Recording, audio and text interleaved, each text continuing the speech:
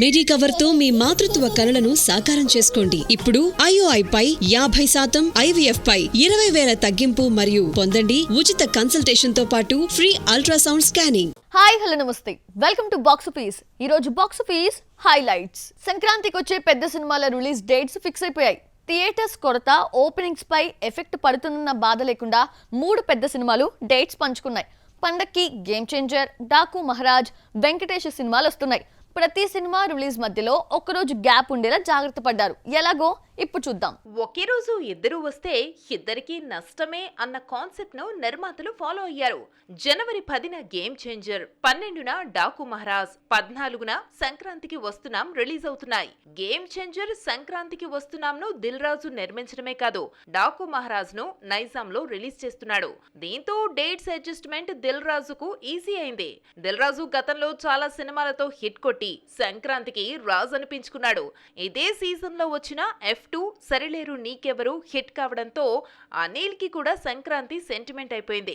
దీంతో game changer పోటీలో ఉన్న సంక్రాంతికి రావాల్సిందేనని పట్టుబట్టాడు అనిల్. సంక్రాంతికి వస్తున్నాం రిలీజ్ డేట్ అనౌన్స్మెంట్ కోసం ప్రెస్ మీట్ ఏర్పాటు చేశారు.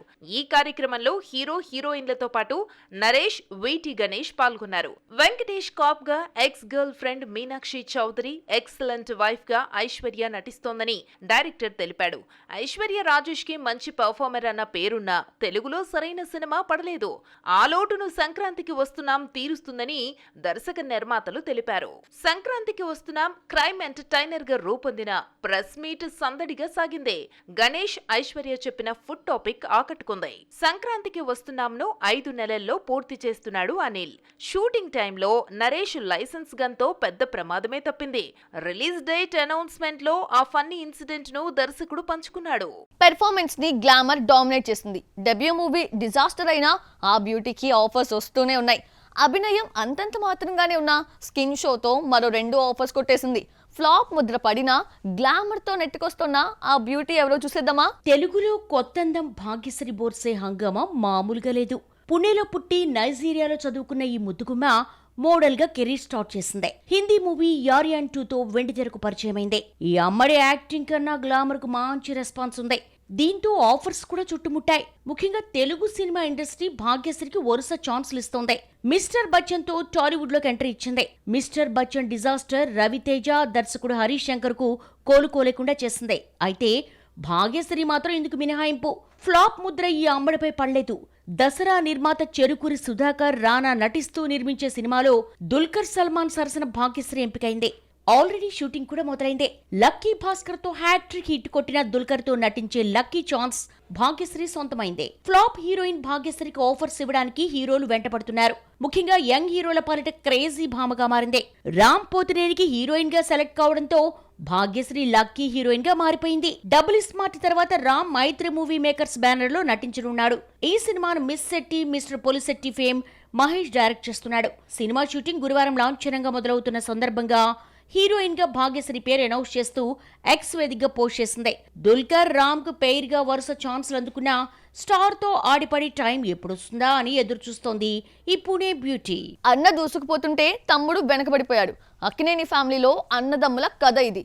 చైతు నటిస్తున్న తండేల్ ఫిబ్రవరి 7న వస్తుంటే నెక్స్ట్ మూవీని లైన్ లో పెట్టేశాడు. అఖిల్ మాత్రం గ్యాప్ లో పడిపోయాడు.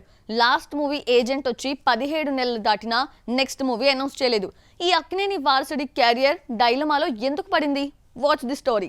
రిజల్ట్ తో సంబంధం లేకుండా చైతు సినిమాల మీద సినిమాలు చేసేస్తున్నాడు. తండేల్తో పాన్ ఇండియాలోకి ఎంట్రీ ఇస్తూ ఇమేజ్ పెంచుకునే పనిలో ఉన్నాడు. తండేల్ రిలీజ్ కు దాదాపు 3 నెలలు టైం ఉండగానే నెక్స్ట్ మూవీతో బిజీ అయిపోయాడు. విరూపాక్షతో సక్సెస్ చూసిన కార్తీక్ దండు దర్శకత్వంలో నటించనున్నాడు. తండేల్తో పాన్ ఇండియాకు అలవాటు పడిన చైతు కార్తీక్ మూవీతో బడ్జెట్ పెంచేస్తున్నాడట. సినిమా బడ్జెట్ 100 కోట్లు దాటుతుందని, అందులో VFX వర్క్స్ కోసమే 30 కోట్లు ఖర్చు చేస్తున్నారని టాక్. అన్నయ్య రెస్ట్ లేకుండా కష్టపడుతూ ఉంటే తమ్ముడు అఖిల్ మాత్రం కథలు వింటూ 17 నెలలు గడిపేశాడు. ఏజెంట్ ఫ్లాప్ తర్వాత ఎలాంటి కథ సెలెక్ట్ చేసుకోవాలన్న డైలమాతో కొంతకాలం, ఆ తర్వాత 1-2 ప్రాజెక్ట్స్ అనుకున్న స్టోరీ సిట్టింగ్స్ తో గడిపేశాడు. హోంబలే ఫిల్మ్స్ తో వర్క్ చేస్తున్నాడన్న వార్త వచ్చినా ఇంకా సినిమా అఫీషియల్ గా అనౌన్స్ చేయలేదు. గడ్డం మీసాలు పెంచేసుకుని కనిపించడంతో క్యారెక్టర్ కోసమే మేకోవర్ అవుతున్నాడన్న నమ్మకంతో ఫ్యాన్స్ ఉన్నారు. తెలుగు సినిమా అన్నింట్లోనూ టాపే. బడ్జెట్, కలెక్షన్స్, రెమ్యునరేషన్ ఒకటేంటి, అన్నింట్లోనూ నెంబర్ 1. పాన్ ఇండియా హిట్స్ తో మన హీరోస్ రెమ్యునరేషన్ 100 కోట్లు దాటిపోయింది. అందరికంటే ఎక్కువగా 200 కోట్లు తీసుకుంటున్న హీరో ఎవరు? Have a look. Telugu cinema 100 కోట్లు కలెక్ట్ చేస్తే అమ్మో అనుకున్న రోజులు పోయాయి. 100 పక్కన మరో 0 చేరి 1000 కోట్లు రాబట్టే స్థాయికి వెళ్ళిపోయింది. బడ్జెట్ ఇందులో సగం ఉంటే రెమ్యునరేషన్ ఇందులో సగం అయిపోయింది. పాన్ ఇండియా హిట్ కొట్టిన హీరోస్ అందరూ 100 కోట్లకు పైగా డిమాండ్ చేస్తున్నారు. ఒకానొక టైంలో ప్రభాస్ బాలీవుడ్ స్టార్స్ ని మించి 100 కోట్లు తీసుకున్నాడు. పాన్ ఇండియా హీరో రెమ్యునరేషన్ ఎలా ఉంటుందో డార్లింగ్ మన వాళ్ళకి రుచి చూపించాడు. బాహుబలి 2 హిట్ తర్వాత చాలా కాలం 100 కోట్లతో ఉన్న డార్లింగ్, సలార్, కల్కి వంటి అవుట్ అండ్ అవుట్ హిట్స్ తర్వాత పెరిగిన రేంజ్ తో పాటు రెమ్యునరేషన్ పెంచేశాడు. ప్రెజెంట్ తక్కువలో తక్కువ 200 కోట్లు ఛార్జ్ చేస్తున్నారట. RRR టైంలో ఎన్టీఆర్, రామ్ చరణ్ కి రెమ్యునరేషన్ ముందే ఫిక్స్ అయినా ఏడాదిలో తీయాల్సిన సినిమా 2 ఏళ్లు దాటింది. ఈ టైంలో ఒక్కొక్కరు 3 సినిమాలు చేసేయొచ్చు. 3 సినిమాల రెమ్యునరేషన్ RRRకే ఇవ్వలేకపోయినా రామ్ చరణ్, ఎన్టీఆర్ ఒక్కొక్కరికి 60 నుంచి 70 కోట్లు ఇచ్చారట. RRRతో గ్లోబల్ స్టార్ గా మారిన రామ్ చరణ్ 100 కోట్ల క్లబ్ లో చేరాడు. RRR తీసుకొచ్చిన పాన్ ఇండియా ఇమేజ్ తో ఎన్టీఆర్, రామ్ చరణ్ రెమ్యునరేషన్స్ కి రెక్కలొచ్చాయి. దేవరా సొంత సినిమా కావడం, అందులోనూ సూపర్ హిట్ కావడంతో ఎన్టీఆర్ వాటా కింద 150 కోట్లు వచ్చిందట. ఆ తర్వాత నటించే ప్రశాంత్ నీల్ మూవీ కోసం 125 కోట్లు ఛార్జ్ చేస్తున్నట్టు తెలిసింది. పవన్ కి పాన్ ఇండియా ఇమేజ్ లేకపోయినా భారీ రెమ్యునరేషన్ రాబడుతున్నాడు. ఒకప్పుడు అందరికంటే హైయెస్ట్ పెయిడ్ యాక్టర్ పవర్ స్టారే. 2-3 ఏళ్ల క్రితమే ఓకే చేసిన ఓజీ, వీరమల్లు, ఉస్తాద్ భగత్ సింగ్ రెమ్యునరేషనే 60 కోట్లుంది. బన్నీ రెమ్యునరేషన్ గురించి చెప్పాలంటే పుష్పకి ముందొక లెక్క, ఆ తర్వాత మరో లెక్క.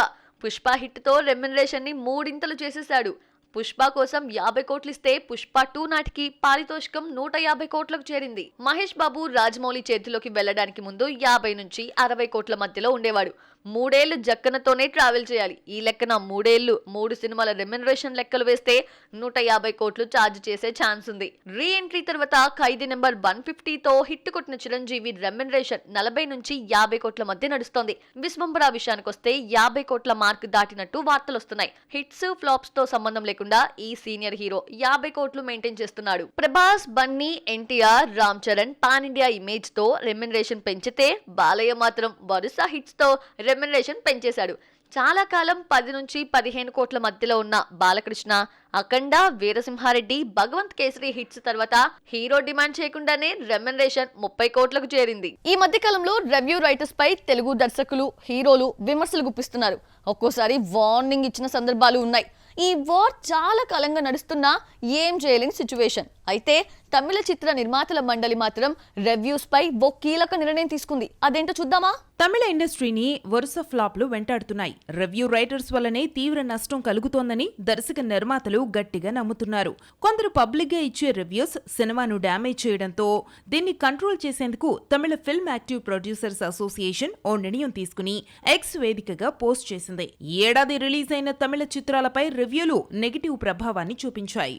రీసెంట్ గా వచ్చిన కంగువాలో సూర్య యాక్టింగ్ బాగుందంటూనే కథ బాగోలేదని విమర్శించారు.